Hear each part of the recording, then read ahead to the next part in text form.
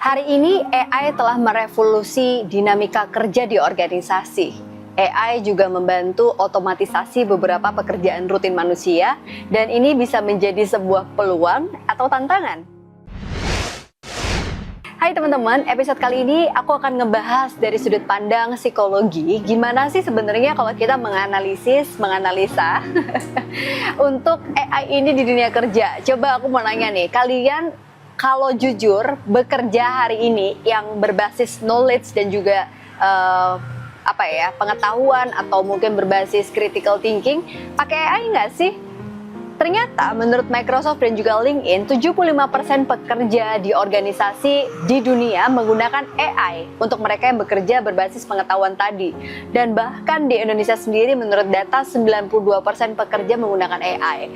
Nah, kalau kita lihat dinamika ini menarik ya, karena ada point of view yang berbeda, pro dan kontranya. Kalau kita lihat, satu sisi ini menjadi sebuah challenge untuk para organisasi untuk mengubah gaya pekerjaan mereka. Dan dari sisi individunya atau employee secara psikologis, ternyata juga ada impact-nya nih. Psychological impact AI ini ternyata membuat beberapa employee mengaku mengalami yang namanya job insecurity atau perasaan seperti nggak aman sama pekerjaan mereka. Maklum, di episode sebelumnya aku sudah ngebahas tentang bagaimana Gen Z ini yang berubah gaya kerjanya sehingga Amazon menggantikan posisi manajemen mereka dengan AI. Nah, artinya ada beberapa opportunity dalam dunia kerja yang berubah diambil alih oleh AI ini. Kalau kita lihat, job insecurity ini bisa menjadi sebuah challenge untuk para organisasi mewadahi bagaimana individu angkatan kerja ini tetap bisa produktif, teman-teman. Nah, job insecurity ini juga ternyata membuat shifting roles dan responsibility individu dalam dunia kerja itu yang berubah. Kayak gimana ya, awalnya mungkin dulu orang-orang diminta kerja ya udah kerja gitu kan, otomatisasi terjadi setiap hari, rutinitas terjadi. Tapi pada saat ada AI, butuh level yang lebih tinggi lagi untuk mereka bisa beradaptasi dengan AI dan teknologi. Artinya perlu ada proses upskilling, reskilling, atau meningkatkan skill tertentu nih. Jangan sampai kalah sama AI-nya. Jadi shifting responsibility dan juga roles ini membuat orang diminta untuk beradaptasi dengan cepat. Itu psychological impact yang dirasakan oleh para employee di organisasi akibat AI. Walaupun demikian, kenapa tetap ada 75% dan 92% tadi para pekerja menggunakan AI? Karena sebenarnya AI ini manfaatnya banyak banget, teman-teman. Suka nggak bisa dipungkiri, AI ini membantu manusia mempermudah cara kerja mereka. Yang tadinya mungkin bekerja membutuhkan waktu sekian lama, dengan adanya AI, contoh ya, kita bisa gathering information dan juga data dengan cepat melalui AI ini. Karena cara kerja yang cepat, maka hasil kerjanya pun lebih akurat. Tapi hati-hati nih teman-teman, meskipun dampak positifnya juga cukup besar, AI ini bisa membantu pekerjaan manusia, tetap aja critical thinking ini nggak bisa dihilangkan. Pernah nggak sih kalian melihat ada satu pekerjaan yang dikerjakan oleh dua orang yang berbeda, menggunakan AI yang sama, hasilnya berbeda? Artinya AI ini tergantung siapa usernya. Kalau usernya tidak menggunakan critical thinking, creativity, problem solving yang bagus, maka hasil kerjanya juga nggak akan optimal. Bahkan alih-alih terbantu, malah justru salah dan mendapatkan informasi yang misleading. Nah, artinya untuk bisa utilize atau memanfaatkan AI ini, maka butuh ada critical thinking yang dimiliki oleh individu di organisasi itu atau di dunia kerja. Jadi kalau teman-teman sekarang pakai AI, contoh nih ya, sesimpel teman-teman diminta membuat kalimat drafting gitu ya. Drafting kalimat ini kan bisa dibantu AI. Tapi ketika kita baca, itu kelihatan banget kalau AI itu yang menulis. Karena biasanya AI ini sangat saklek, dia sangat kaku, dan tidak ada pendekatan humanisnya. Dimanapun otak manusia itu nggak tergantikan oleh teknologi dan juga AI. Makanya maksimalkan penggunaan otakmu untuk bisa memaksimalkan fungsi AI ini dalam rutinitas pekerjaan. Nah, jadi meskipun ada banyak tantangan, sebenarnya organisasi ini bisa memanfaatkan teknologi untuk mereka mendorong individu belajar.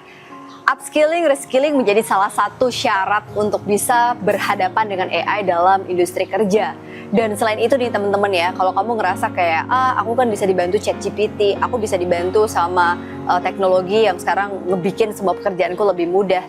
Tapi jangan sampai ini menjebak kita di dalam pemikiran yang menggampangkan sehingga creativity dan critical thinking kita nggak dipakai. Memang sih data-data ini membantu para individu dan organisasi untuk mengambil keputusan dengan cepat. Tapi jangan pernah lupa bahwa pendekatan empati dan sisi-sisi humanis sebagai individu, sebagai manusia perlu kita pertimbangkan dalam pengambilan keputusan. Karena bisa jadi data itu tidak tepat diimplementasikan dalam struktur tertentu atau budaya tertentu di organisasi. Jadi kalau secara psikologis ya teman-teman, sebenarnya AI ini menjadi tantangan dan opportunity yang berbeda point of view-nya. Maka tidak hanya dibutuhkan individu yang mampu memiliki mindset bertumbuh atau growth mindset, tapi juga para leader yang bisa mendorong para individunya untuk terus belajar.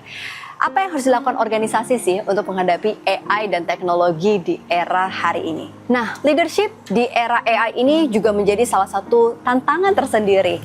Bagaimana leadership adaptability atau kemampuan para leaders untuk bisa adaptif memandang teknologi dan AI ini menjadi salah satu opportunity untuk organisasi bertumbuh. Leader yang seperti apa sih? Tentunya para leader yang tidak hanya mendorong untuk bisa semua orang memanfaatkan AI dengan baik, tapi juga memberikan psychological safety atau keamanan para individu untuk mengeluarkan pendapatnya.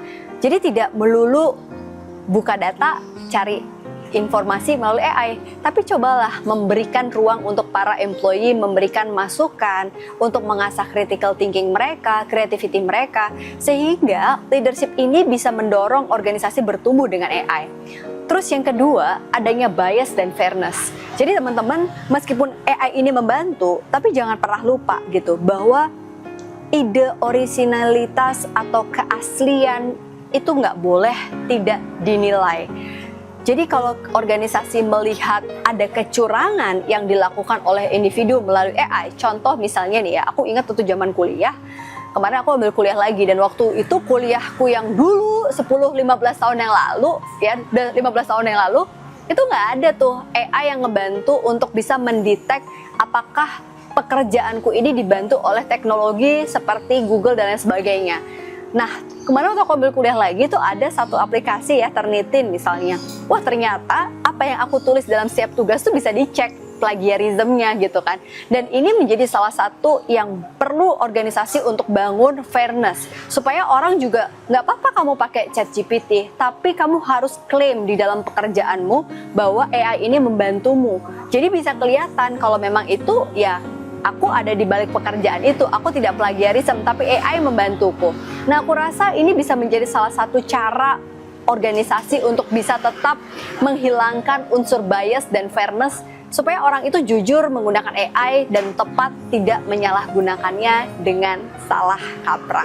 Nah, ini salah satu yang menurut aku juga penting untuk organisasi perhatikan. Mental health ini menjadi salah satu isu yang sangat relate dengan AI. Kenapa? Karena kalau misalnya AI ini membantu manusia, demand pekerjaan juga semakin cepat dan semakin tinggi. Maka boundaries antara individu dan organisasi menjadi bias. Artinya perlu diperhatikan lebih nih bagi organisasi terkait dengan kondisi mental karyawannya. Jangan sampai alih-alih mendorong karyawan untuk bekerja dengan cepat karena AI, tapi demand itu tidak diiringi dengan empati yang tinggi sehingga karyawan tidak memiliki boundaries terhadap ruang personalnya atau personal bubble. Nah, maka bisa juga mental health support seperti counseling. Gimana pun counseling itu nggak akan bisa digantikan. Mungkin kita bisa curhat ke ChatGPT, tapi rasa, emosi, empati itu nggak didapatkan dari AI dan teknologi. Yang butuh dilakukan organisasi adalah tentunya komunikasi yang terbuka tentang pemanfaatan AI ini di organisasi mereka. Jelaskan kepada pegawai apa sih manfaat AI dan apa yang bisa digunakan oleh individu untuk bisa mengotomatisasi, tapi juga memaksimalkan pekerjaan dalam keseharian mereka. Lalu berikan ruang untuk individu atau employee dalam organisasi ini meningkatkan kapasitasnya dalam bekerja. Kasih beberapa skill yang itu nggak bisa dimiliki oleh AI dan teknologi. Upskilling, reskilling menjadi syarat mutlak organisasi untuk bisa bertumbuh dengan adanya kemajuan AI dan teknologi ini. Yang ketiga, meskipun AI ini membantu otomatisasi pekerjaan individu di rutinitas mereka, jangan sampai distribusi pekerjaan ini menjadi berlebih. Perlu ada keseimbangan antara personal dan juga professional life individu dalam organisasi ini. Kalau enggak, mereka akan burn out dan jatuhnya produktivitas perusahaan menjadi menurun. Maka dari itu, baik organisasi maupun individu harus bersama-sama merangkul pemanfaatan teknologi dan AI yang nggak terhindarkan ini. Karena tadi 92% pengguna AI di Indonesia, khususnya pekerja yang menggunakan level kognitif mereka, ternyata tidak terlepas dari AI ini. Semoga episode ini bisa bermanfaat, dan kalau kamu suka sama episode ini, relate dan ngerasa kayaknya cocok banget nih untuk ada di setting kantor aku, di dunia kerja aku, atau di organisasi yang sekarang tempat teman-teman kerja, boleh share sebanyak-banyaknya. Kalau kamu ngerasa video ini belum relate dan kayaknya lebih cocok lagi kalau kamu pengen aku ngebahas sesuatu yang lain, boleh komen di bawah ya. Semoga episode ini bisa bermanfaat. Sampai ketemu di episode berikutnya. Assalamualaikum.